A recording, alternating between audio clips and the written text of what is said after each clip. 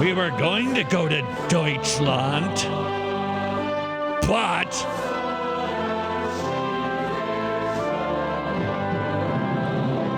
Jimmy, this is Wretched Radio. Before we go and visit the land of the great reformer Martin Luther, Jimmy, you thought it might be wise to make a clarification.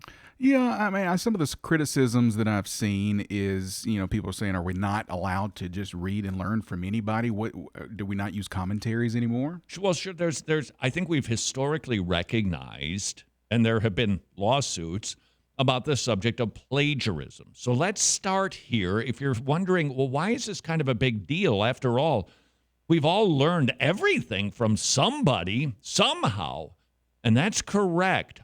But a line has been drawn where an individual takes what's called intellectual property that somebody came up with, wrote down, codified in some way, their own original material. And if a person reads that material and goes, oh, that was illuminated. Yeah, okay, I got that. And even goes about the business of then applying that to his noggin and disseminating that in his own language, an attribution may or may not be necessary depending on how closely he sticks to the original text. But when an individual takes lines, sentences, paragraphs, and uses them as if he wrote them himself, is speaking them himself, that's historically been considered plagiarism. And now I know that people are asking, well, but don't we in a sense do that? And I would have to say, just so that we can have some clarity on this, no. There's a difference between amassing knowledge by studying commentaries, by reading other people's work on a particular text, to become further illuminated about the text, but then the pastor must take that knowledge and put it into his own manuscript, in his own formula, in his own way. Because if he's not doing that, then he's plagiarizing. And that's the line. Now, it has to be admitted, there are some gray areas in all of this. I get that. I really do. I understand that.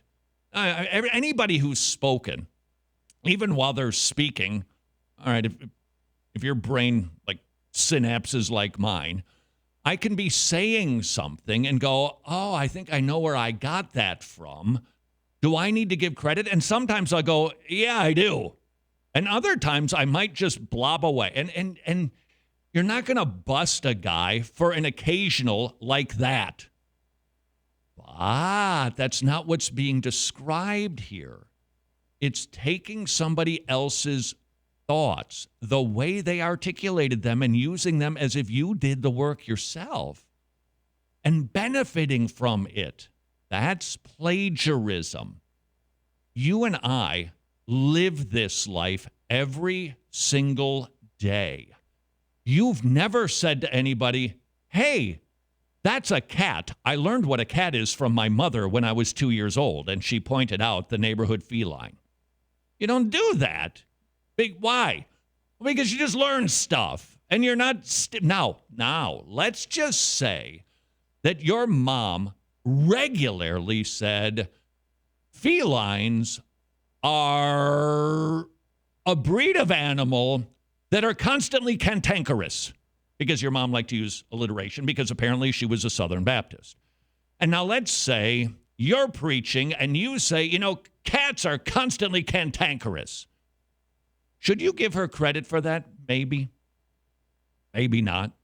I get it. There's some gray areas. You might not. But if your mother wrote a book on kitty cats and you lifted paragraphs or you lifted the outline and never gave any sort of attribution, you would be busted for plagiarism.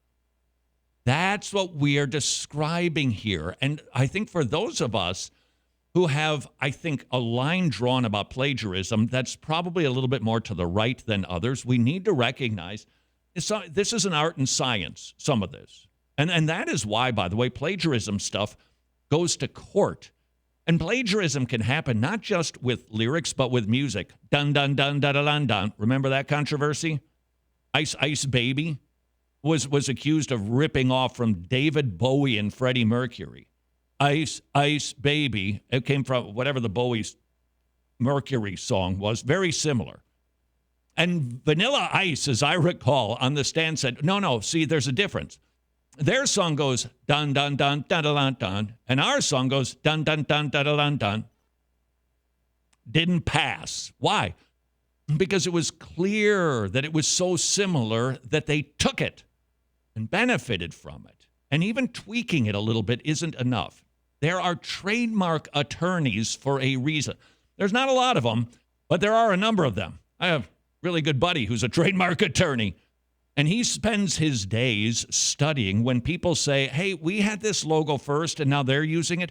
You know, colors are trademarked. You can't use colors. If you take that color, you're infringing on the cachet that they have built up with their logo. So we have to agree on two things here when it comes to studying the issue of plagiarism. We have to agree there's a line. And we also have to agree that sometimes we're going to have a little bit of a difference of opinion on stuff. But that doesn't mean that there isn't a line. And we have to pursue it, and we have to figure it out. And we must go about the business of protecting people's intellectual property even when they desire to sell it.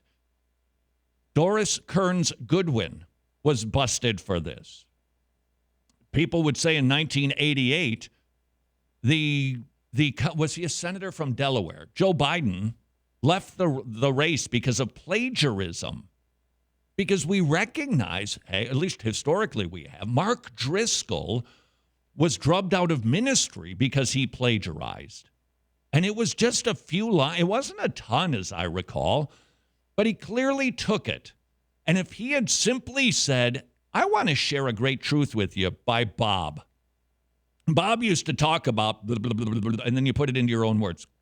Mark would have been fine regarding that issue, but he didn't. And it was recognized 5 years, I think it was 5 years ago, give or take. That is when Mark Driscoll left ministry. No, he's back in ministry now.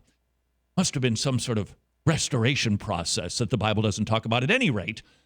It was about 5 years ago. Today, people are blanching at the idea of saying that's plagiarism because they couch it underneath the term, well, we all plagiarize. No, not rightly defined.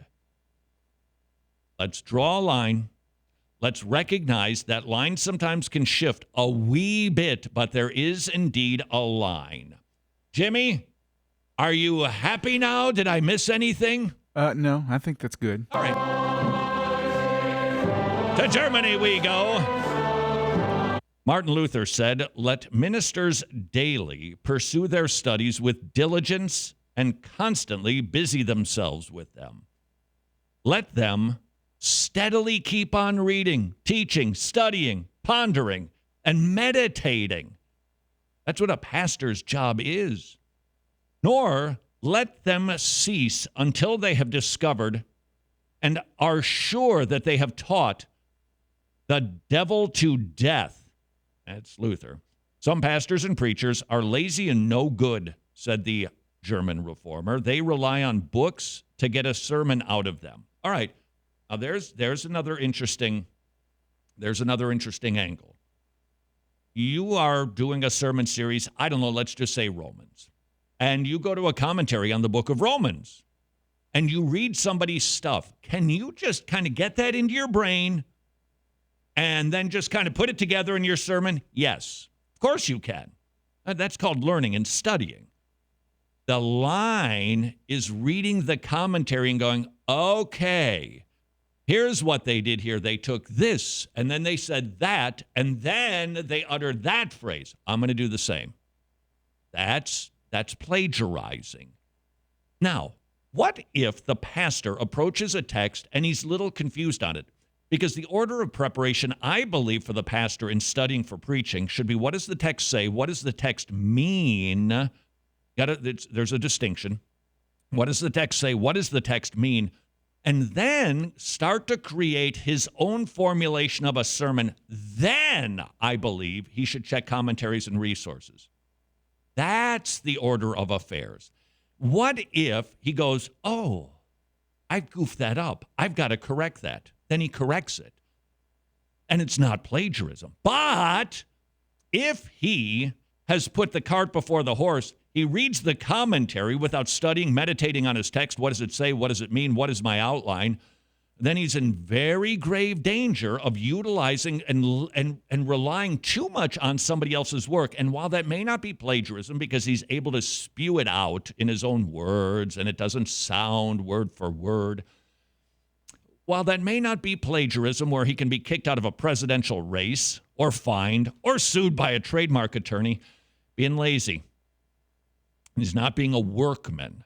Let us have pastors, as Luther says, who daily pursue their studies with diligence and create their own work. This is Wretched Radio.